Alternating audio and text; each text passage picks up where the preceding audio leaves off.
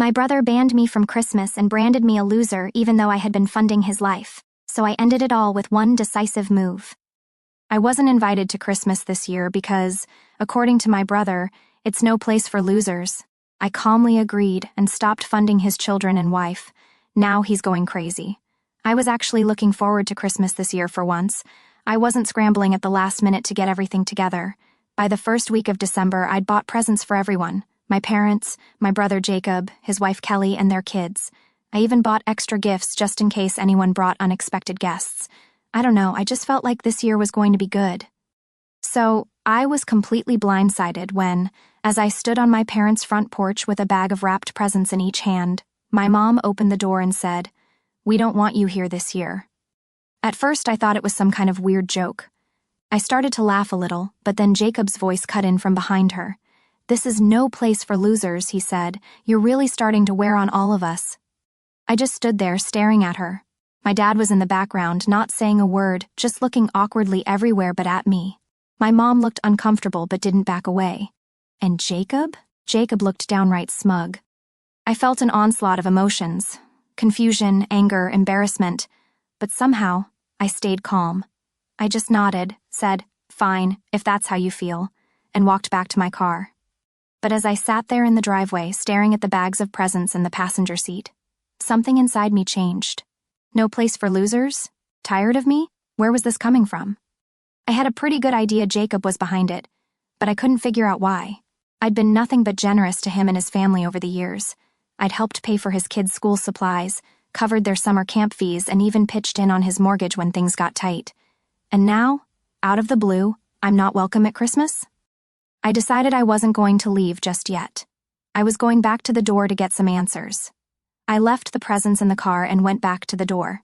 My parents were still standing there, whispering to each other as if they hadn't expected me back. Jacob was lounging on the couch, scrolling through his phone, acting as if nothing had just happened. I didn't bother to knock. "What's going on?" I asked, stepping inside. "Why am I not welcome at Christmas? What did I do?" Jacob grinned without even looking up from his phone. "You really don't get it, do you? You've been slacking off lately. The kids have barely gotten anything from you this year." I stared at him, stunned. "What are you talking about? I've spent hundreds on presents for your kids. They have more presents in the car than anyone else." Jacob finally looked at me. "Last year you did more. This year it's like you don't care. It's embarrassing for us, honestly." I turned to my parents, expecting them to say something, maybe defend me or tell Jacob he was out of line. Instead, my mom gave me this awkward smile and said, "But you just bought a new car. You found money for it." For a second, I didn't even know how to respond. "The car is on credit," I said, keeping my voice steady. "And even if it wasn't, how does buying a car suddenly make me responsible for Jacob's kids? They're not my responsibility." "You're the one who makes the most money," Jacob said, leaning back on the couch as if this was all perfectly reasonable. "We're a family. Families help each other. You've always done that." I looked at Kelly, his wife, who was sitting quietly in the corner. She hadn't said a word, but her face was flushed, and she was staring down at her hands. She looked as if she wanted to disappear. "Is that your reasoning?" I asked. "Because I've been generous in the past, I'm now obligated to do so forever? And if I don't, I'm a loser?" Jacob shrugged. If the shoe fits. That was it for me. I took a step back and shook my head. "You know what? You're right. I don't belong here." I looked at my parents. "Enjoy your Christmas then." I turned to Jacob. "And good luck with those presents, because this loser is done financing your life." I walked out without waiting for an answer. I drove home in silence, gripping the wheel harder than I needed to. I couldn't wrap my head around it. Was I really the bad guy here? I'd gone above and beyond for my family for years, always stepping up when things got tough for Jacob, making sure his kids never felt the pinch of his financial struggles. And now, not only was I not welcome at Christmas, I was a loser for not doing enough? When I got home, I sat in the driveway for a while, staring at nothing. The bags of presents were still in the car, and the sight of them made me sick to my stomach. I'd spent weeks picking out just the right things, thinking about what the kids would love, what my parents would appreciate. And for what? To be told I didn't belong. The more I thought about it, the clearer it became. This wasn't just about Christmas or presents. This had been building for years, and I'd been too blind, or maybe too willing, to see it. The truth was, I'd always been the one Jacob leaned on. When he and Kelly were first married, They got off to a rocky start financially. He wasn't great at holding down a steady job, and Kelly's part-time work barely covered the basics. I'd stepped in to help, thinking it would just be for a little while. A couple hundred here, a couple hundred there. I helped with rent once when they were facing eviction, then later with daycare when their second child was born. But a little while turned into years. Every time Jacob hit a rough patch, the first thing he did was call me. And to be honest, I always said yes. Not because I had to, but because I cared about his children. I didn't want them to go without, and I didn't want to see my brother and his family struggle. Looking back now, I realized that I'd created this dynamic. I made it too easy for Jacob to rely on me. And somewhere along the way, it stopped being gratitude and turned into entitlement. Tonight, being shut out of my own family's Christmas because I didn't do enough. That was the breaking point. The next morning, I woke up with a clearer head and made a decision. I was done. No more bailing Jacob out. No more endless gifts to make up for his lack of effort.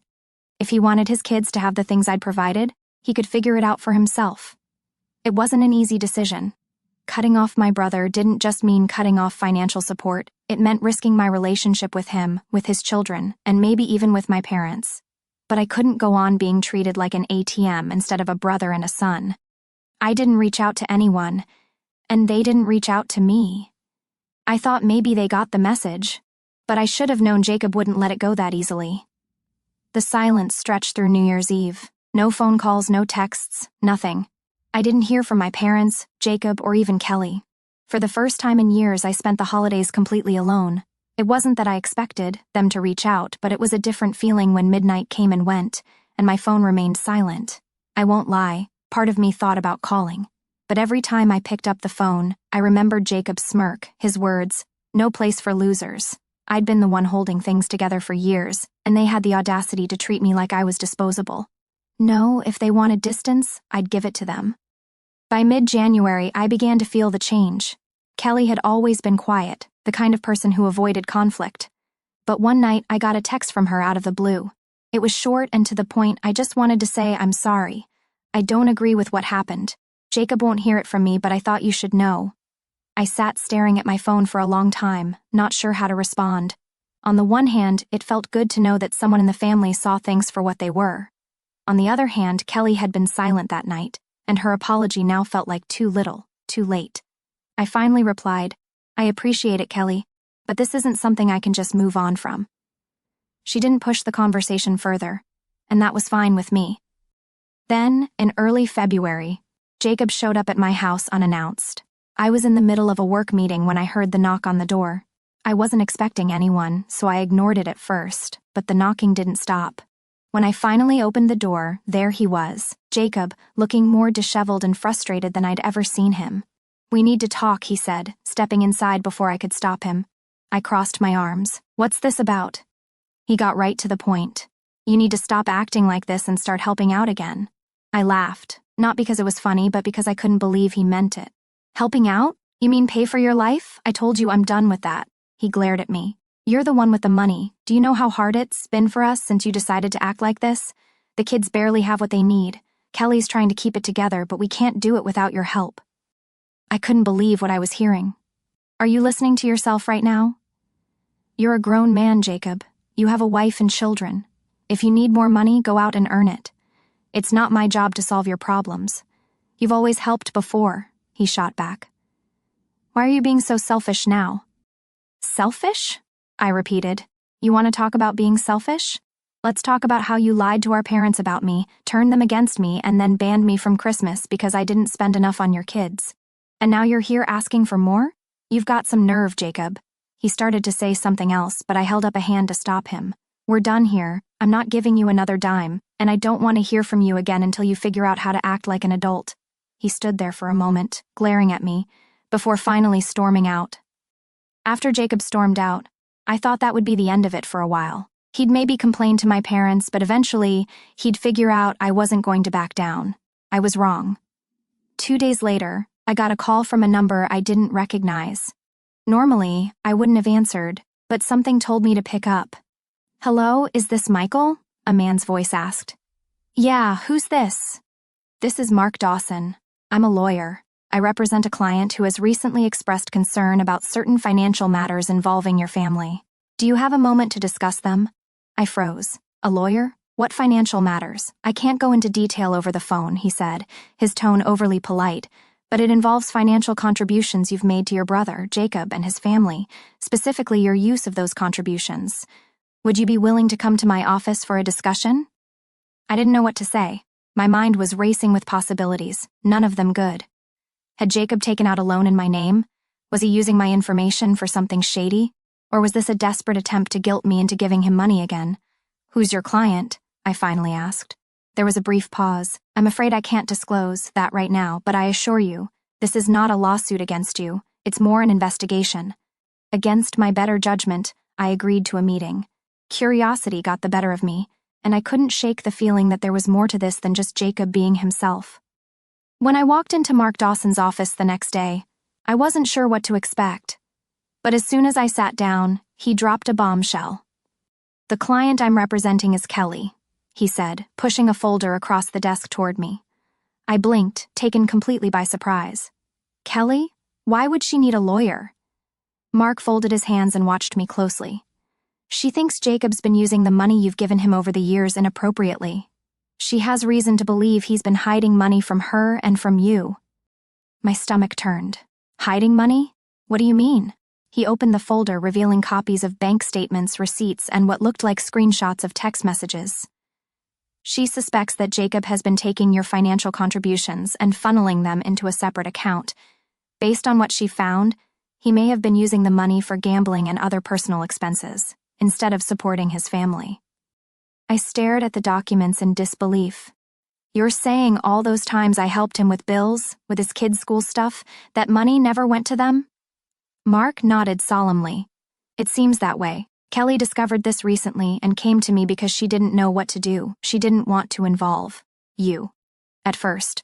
But, given the circumstances, she thought you should know. I couldn't believe what I was hearing. Jacob had been playing me all along, taking money I thought was going to help his family and blowing it on who knows what. I didn't know whether to feel angry, betrayed, or just plain stupid for not seeing it sooner. Does Kelly have proof? I asked, my voice tense. Mark nodded and pushed the folder closer to me. Take a look for yourself. I leafed through the documents. There were transfers from my account to Jacob's, matching the times I'd helped him with emergencies. Then there were withdrawals from his account, large sums going to a separate account in his name. I saw transactions from that account, online gambling sites, expensive restaurants, and even a few hotel stays. Unbelievable, I muttered, shaking my head. And Kelly knew about this? She only recently discovered the second account, Mark explained. She had suspicions for a while, but she didn't have access to his banking information until she stumbled across some bank statements he'd left out. That's when she contacted me. I sat back, trying to take it all in. Does she want me to do anything? Press charges or something? Mark shook his head. Not at this point. She's more focused on protecting herself and the children. But she thought you should know in case Jacob tries to manipulate you further. I let out a bitter laugh. Well, he already tried. He showed up at my house a few days ago, demanding that I start helping again. Mark gave me a knowing look. That goes along with what Kelly told me. It seems Jacob is feeling the pressure now that your financial support has stopped. He may be in even deeper trouble than Kelly knows. I stared at the folder, my mind racing. Part of me wanted to storm over to Jacob's house and confront him, but another part knew that would only give him the satisfaction of knowing he'd gotten under my skin. Instead, I asked, "What's Kelly up to?" Mark hesitated before answering. She's considering her options. She wants to make sure she and the kids are safe, financially and otherwise. If Jacob's behavior escalates, she may file for separation or take other legal action. Hearing this hit me harder than I expected. Kelly had always seemed like the quiet, loyal type, the kind of person who'd stick by Jacob no matter what. If even she was willing to walk away, it told me how bad things had gotten. I thanked Mark for his time and left the office with a mixture of emotions: anger at Jacob, sadness for Kelly and the kids, and guilt for not realizing sooner how deep this had gone. But most of all, I felt a strange sense of relief. For the first time in years, I wasn't carrying Jacob's weight, and now that I knew the truth, there was no way I was going to let him manipulate me again. After I left the lawyer's office, I couldn't stop thinking about everything I'd just learned: the gambling, the hidden money, Kelly quietly planning her next move. It was like a soap opera, except it was my family, and I was right in the middle of it. Over the next few days, I kept my distance.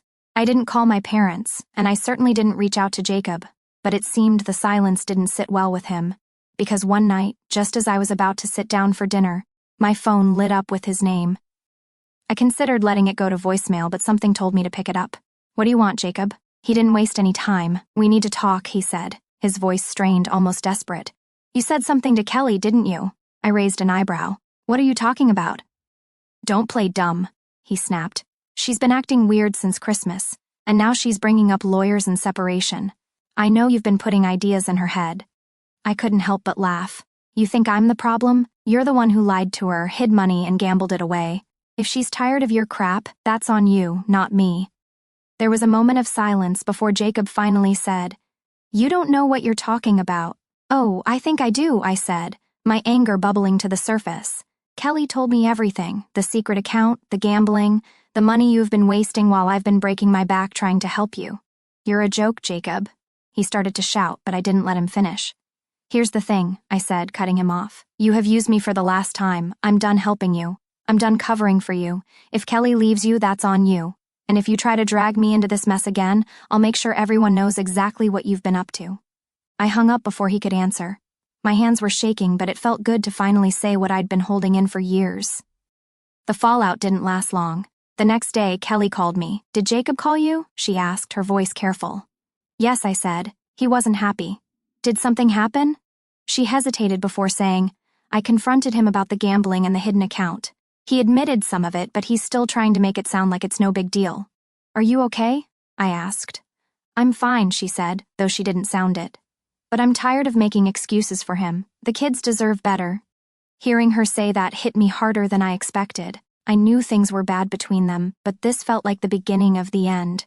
"Whatever you decide to do, you have my support," I said. "Thank you," she replied quietly, "and I'm sorry for everything. You didn't deserve the way we treated you at Christmas." I should have said something sooner. We talked for a while, and when we hung up, I felt a strange sense of closure. Jacob had burned every bridge with me, but Kelly and the kids, they weren't my enemies. And if she was brave enough to stand up to him, I wouldn't hold a grudge. Still, I couldn't shake the feeling that Jacob wasn't done making trouble. A few weeks later, I received a text message from Kelly. It was short, just 3 words: "We're leaving today." I called her immediately, and she explained that she and the kids were moving to another state while Jacob was out of town on a business trip, which I assumed was just another excuse for gambling. She'd packed up their things, hired a moving van, and left. She didn't want him to know where they were going, at least not until she had everything sorted out legally. "I just couldn't stay any longer," she said quietly. "I can't keep pretending this is normal." "What about the rent and everything?" I asked, genuinely curious as to how she was doing it. There was a pause before she admitted, "I was hoping you could help me with that just for a little while. I hate to ask, but—" "Say no more," I interrupted. "I'll cover it." So, yeah, I ended up helping her and the kids. But for the first time in years, it didn't feel like I was being used.